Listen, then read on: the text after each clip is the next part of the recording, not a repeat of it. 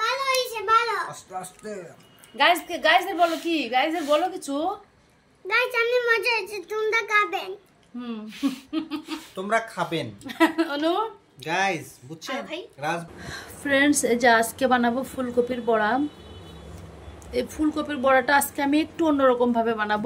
তো দেখুন, এটার জন্য এখানে আমি একটা গ্রেটার নিয়ে নিয়েছি। এই গ্রেটার দিয়ে এটাকে আমি গ্রেট করে নেব প্রথমে। এখন মোটামুটি আমি ঠিক আছি, কিন্তু আমার হাতের ব্যথাটা রয়ে গেছে। শোল্ডার জয়েন্টে যে পেইনটা, ওই পেইনটা আমার রয়ে গেছে। এর জন্য কাজ করতে একটু কষ্ট হচ্ছে। তো সবাই দোয়া করবেন, প্রার্থনা করবেন বাকি সমস্যাটুকু যাতে আমার চলে যায় তাড়াতাড়ি। এই যে দেখুন, আমি কিন্তু সুন্দর করে গ্রেট করে নিচ্ছি। আজকে আমি কম করে বানাবো, অল্প করে বানাবো, দেখি বা আমার বাচ্চারা কেমন পছন্দ করে। এর আগে আমি কখনো বানাইনি কিন্তু এই ফুলকপির এই বড়াটা, আজকে ফার্স্ট। এই যে এতটুকু পরিমাণে হয়েছে। এখন এটার সাথে আমি কি কি মিক্সড করব সেটা দেখবেন।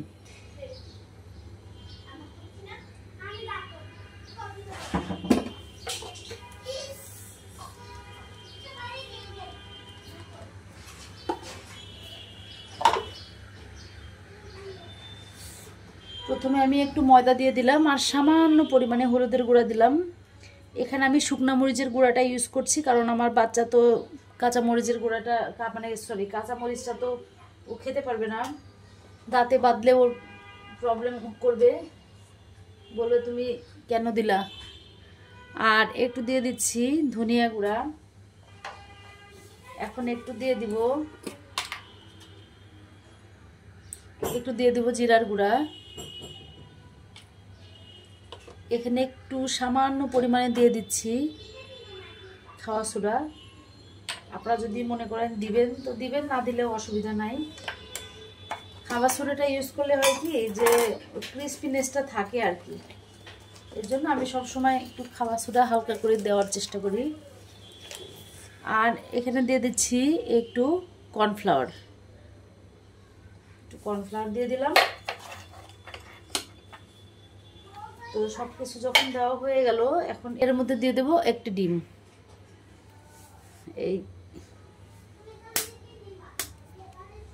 এই যে একটা ডিম দিয়ে দিলাম।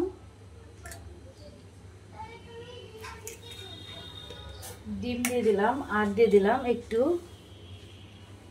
ধনেপাতা কুচি। ব্যাস, এখন সবগুলো একত্রে সুন্দর করে মেখে নেব। আমি কিন্তু যে আসল যে জিনিসটা সেটাই কিন্তু ভুলে গেছিলাম। এই যে এখন দিয়ে দিলাম স্বাদ মতো লবণ। লবণটা দিয়ে আরো ভালো করে একটু মেখে নিই। দেখুন খুব সুন্দর করে মাখা হয়ে গেছে। এই যে এখন আমি রেখে দেব, 2-3 মিনিট রেখে দিব। তারপরে হচ্ছে আমি ভেজে ফেলবো, কারণ এটা তো সবজি থেকে তো অবশ্যই পানি ছাড়বে। এর জন্য হচ্ছে আমি 2-3 মিনিট রেখে তারপরে আমি হচ্ছে বড়াটা ভেজে ফেলবো।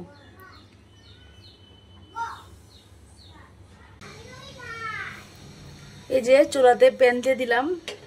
প্যানের মধ্যে আমি হচ্ছে একটু তেল দিয়ে দিয়েছি। এখন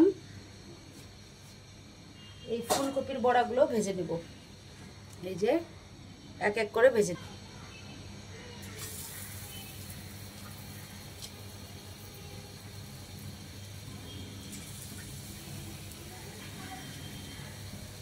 একটু ছোট ছোট করে দিচ্ছি। যেহেতু ফ্রাই প্যানটা অনেক বড়, মনে হচ্ছে একবারে দিয়ে দিতে পারবো। এই বড়াটা আর ভাত দিয়ে খাওয়ার অপেক্ষা করবে না। যদি রাজ দেখে, ভাত দিয়ে খাওয়ার কোনো অপেক্ষা করবে না, ও খেয়ে শেষ করে ফেলবে। কারণ হচ্ছে ওর যে কোনো বড়া তো পছন্দ, আর ফুলকপির বড়া তো আরো। আমি এমনিতে মাঝে মাঝে ফুলকপির চপ বানিয়ে দিই, কিন্তু গ্রেট করে কোনো সময় আসলে বানানো হয়নি। আর অল্প একটু আছে, দিয়েই দিই। ফ্রেন্ডস, রান্না করতে করতে একটা কথাই তোমাদেরকে আমি বলতে চাই, যদি তোমাদের যদি আমার ভিডিওগুলো ভালো লেগে থাকে তাহলে আমার পাশে থেকো, কারণ প্রত্যেকটা ভিডিও অনেক কষ্ট করে বানাই। আর এখন তো আমি অসুস্থতা শরীর নিয়েও আমি ভিডিও বানানোর চেষ্টা করে যাচ্ছি। অবশ্যই তোমরা আমাকে ভালোবাসা দিয়ে পাশে থাকবে। আর আমিও চেষ্টা করব নতুন নতুন রেসিপি এবং নতুন নতুন ব্লগ তোমাদেরকে উপহার দেওয়ার জন্য।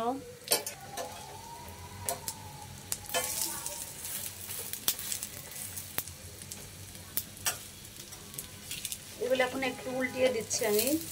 ফ্লেভারটা কিন্তু অনেক ভালো এসছে, জানি না কিসের জন্য ফ্লেভারটা তো ভালো হলো, কিন্তু আমার কাছে মনে হচ্ছে যে আসলে খুব সুন্দর একটা স্মেল। আমার গল্প করতে করতে বড়াগুলো কিন্তু সুন্দর করে ভাজা ভাজা হয়ে গেছে। তো আমার এই ফুলকপির বড়াগুলো কেমন হয়েছে কমেন্টস করে জানাইও আমাদেরকে। আর তোমরাও বাসায় ট্রাই করো। ফ্রেন্ডস, এই যে আমার বড়া ভাজা কমপ্লিট। এখন আমি এগুলো নামিয়ে নিব। আর আমার বাসায় তো আছে আমার বর, আমার বাচ্চারা, তারা খেয়ে আপনাদেরকে রিভিউ দিবে আসলে কেমন হয়েছে। তাহলে আমি পরিবেশন করে নিয়ে আসতেছি। আরেকজন দেখেন, এই যে বলা লাগে না দেখছেন? First time. বাবা বলো কেমন আছে, বলো। সুপার। সুপার। কেমন আছে? ভালো হইছে, ভালো। আস্তে আস্তে। গাইজদের বলো কি, গাইজদের বলো কিছু। গাইস অনেক মজা হয়েছে, তোমরা খাবেন। তোমরা খাবেন। অনু গাইস বুঝছেন, রাজ বলছে তোমরা খাবেন।